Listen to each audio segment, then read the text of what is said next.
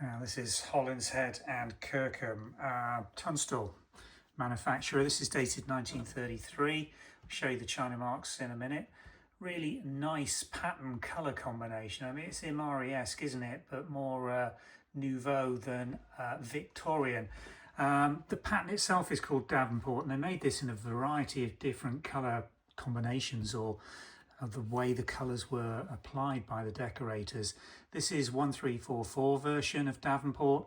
As I say, it's date stamped May or April, I think, 1933.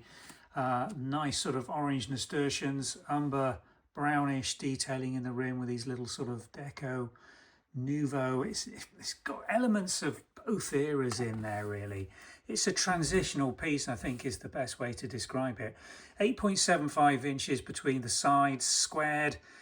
Serving plate, there's the side elevation. Let's show you the China marks.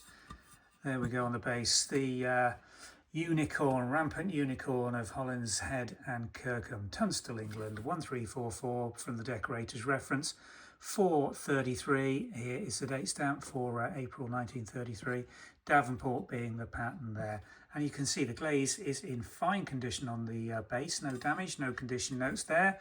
Surface, just a very occasional knife mark, but it's a really beautiful clean plate. And what a stunner it is on display. Just look at the way those colours just bounce the light. Really beautiful thing. I do love the way they've just like these leaves just come inside the rim of the drop on the plate itself in the moulding there. Really nice thing, really catching, and in very fine condition from 1933, about to become an antique, and you won't find many of them out there, certainly not in this lovely clean condition.